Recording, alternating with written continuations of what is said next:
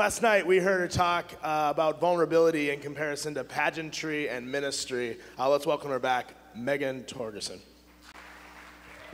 Hey guys. I am the one who, as Alex said, followed up theology with pageantry last night. And apparently that was kind of a popular transition because I've been promised or threatened that there's a Goodwill like a mile and a half away. And maybe they have, you know, old gowns that someone, not me, could wear. So you're welcome. I just wore jeans. But since that pageant story was so popular, let me try telling you one more pageant story. It's not just though a story about pageants, it's kind of just a story about like my life because I messed up. See, part of the Miss America competition process is this interview, and you spend 10 minutes in front of the judges and they can ask you literally anything. They can ask you about current events or your platform or the things you put on your resume that you forgot about because you did the resume like 4 months ago. So one of the judges in my judging panel was this high-profile celebrity justice lawyer, right? So when the other judge over here asked me a question about a really big case in celebrity justice at the time and asked me if I thought that person would get a fair trial, and I responded, you know, I'm not sure that that person is going to be getting a fair trial because of his celebrity. The celebrity justice lawyer jumped out of her chair, slammed her hands on her desk, lunged across the table at me and said, "You mean to tell me that you don't think our American justice system can handle giving someone a fair trial because of their fame?" Yep. That is exactly what I'm saying. Shoot, I just insulted your entire profession. And that was her first impression of me. That was the first way she got to know me, was of me, you know, insulting her job. And so it didn't matter how good I was gonna look in evening gown.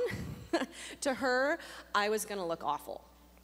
And that is why I can be sure that she was watching me in particular when, during the evening gown competition, I exited the stage the wrong way. Like, for real, the wrong way. Like, I got off stage, and the stagehands all looked at me and were like, weren't you supposed to go that way? Yup. Totally was. Totally went the wrong way. This is a scholarship competition, and I can't even be trusted to walk off stage the right direction.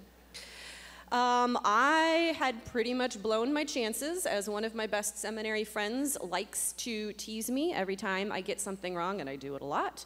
She likes to say, "Is that a scholarship competition you won there, princess?" So why am I telling you this? That's a great question. Basically, it's because I competed like 15 years ago. There was no one who could jump online and crow about my mistakes. My judge couldn't send an army of haters to accost me on Twitter for my ineptitude. My onstage misstep didn't become a Tumblr meme that would haunt me into eternity. Google me, it's not there. I messed up, I blew my chances, but it didn't follow me for the rest of my life. But that's not true anymore, is it? Everything you do, especially because you're in public ministry, it's fair game. Having second thoughts about that Instagram post?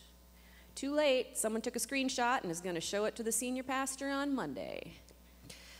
Didn't know there was a hole in your shirt? Too late. Someone took a picture and it's already been shared 83 times on Facebook. Got in an argument with someone after worship? Too late. Someone was videotaping it and it's already gone viral.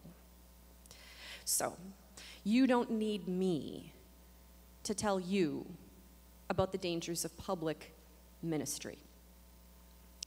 You have felt the criticism, the judgment, the exhaustion, the daily routine of trying to keep up with someone's image of what you're supposed to be.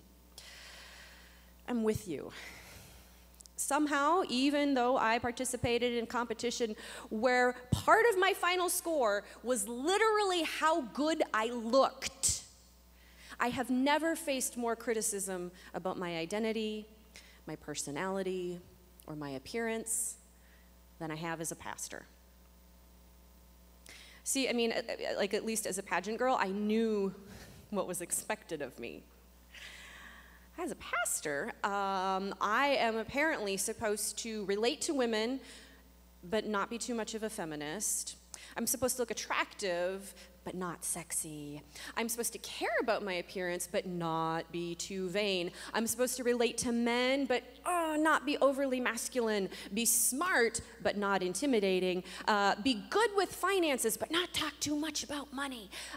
Be an activist, but not too political. And above all, I am never, ever to screw up.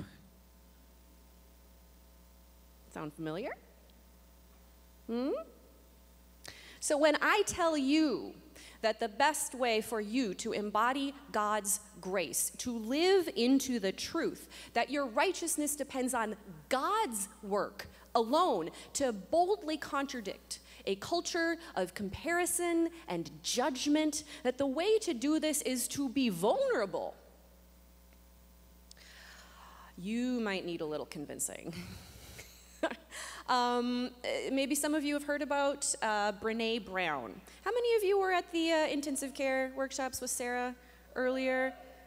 Thank you, one person in the back. Way to go. Yes, Sarah's wonderful, isn't she? Gosh, she's a delight. So Sarah teaches about the Daring Way, which is a program and a thought that comes from Brene Brown. If you've heard her name checked by like Oprah and stuff, Brene Brown is a professor of social work. She studies vulnerability, shame, worthiness. On the surface, that's probably the only job in the world with more of a potential for depression than ministry. But what she says about vulnerability and what it really is, it's backed up by years of research and thousands of interviews, and it says a lot to us about what it means to be saved by grace. So she writes this quote in her book called Daring Greatly. She says, "I know this is hard to believe, especially when we've spent our lives thinking that vulnerability and weakness are synonymous, but it's true. I define vulnerability as uncertainty, risk, and emotional exposure. We dismiss vulnerability with weakness only when we realize that we've confused feeling with failing and emotions with liabilities." Now, if you haven't read Daring Greatly, you really need to, because you need to hear someone speak to what it means to live into your created goodness and leave space for that grace that you're going to need when you fall flat on your face. And granted, Brene Brown speaks of it outside of a Christian context, but that's all the more reason for us to hear her out, because the world in which you live and those with whom you serve, they're not necessarily going to understand our Lutheran jargon. Saved by grace is going to mean about as much to them as it did to Miss Mississippi. You remember last night. Thank you, 13 of you who had a little giggle there.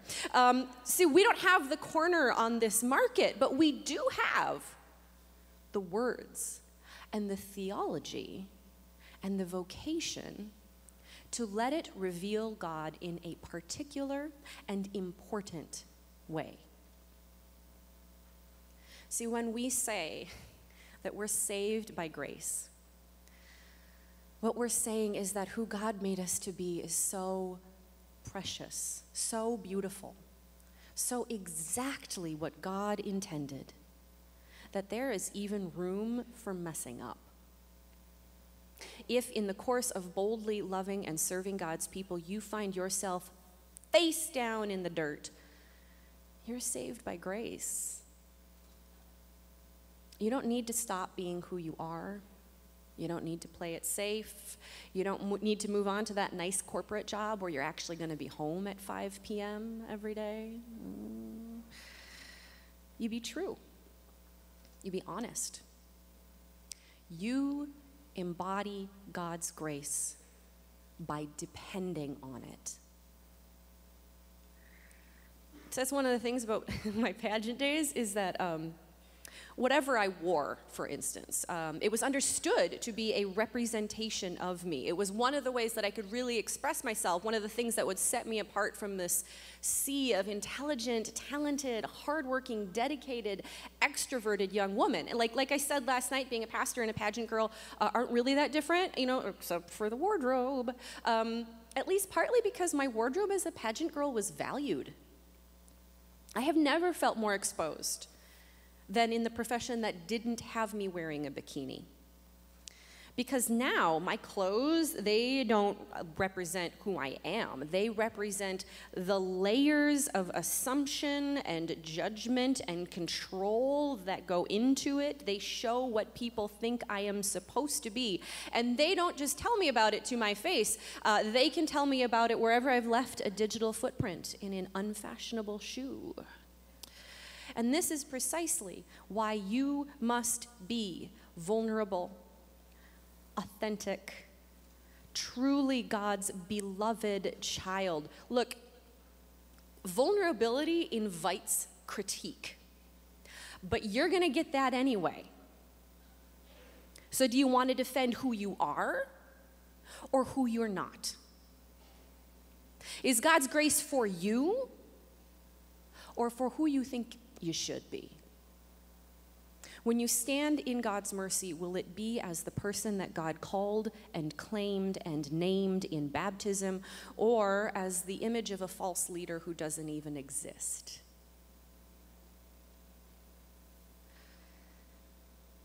We're living in a strange new world, folks. We're living in a world where it's not just celebrities or supermodels lifting up this fake, photoshopped ideal. We are living in a world where people can declare alternative realities in a post-truth society hidden behind the anonymity of a Twitter account. It's not just about image anymore. This is life or death. When you claim that you are saved by grace, you admit that you need it. And when you are the you that God saves in all your fullness and fallibility, you refuse to accept the fallacy that some people are above critique, that some people get to call lies truths, that some people can make you great again when making you great is God's work alone and it's already been done.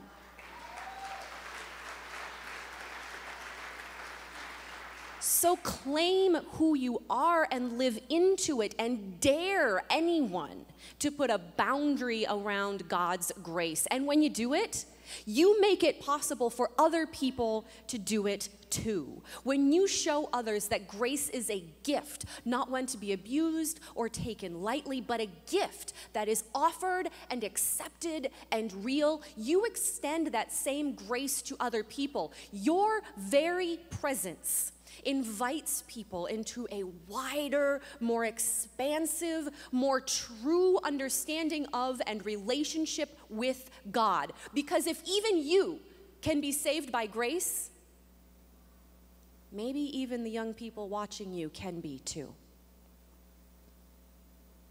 Be bold, my friends. Live out your love for God and for others and for yourself. One of my most favorite passages of Scripture is 1 John chapter 4. And I want to leave you with just one chunk of it this morning. It's going to be my charge to you. Love has been perfected among us in this, that we may have boldness on the day of judgment. Because as He is, so we are in this world. There is no fear in love. There is no fear in love. But perfect love casts out fear. For fear has to do with punishment, and whoever fears has not reached perfection in love. We love because He first loved us. This is grace. Thanks be to God.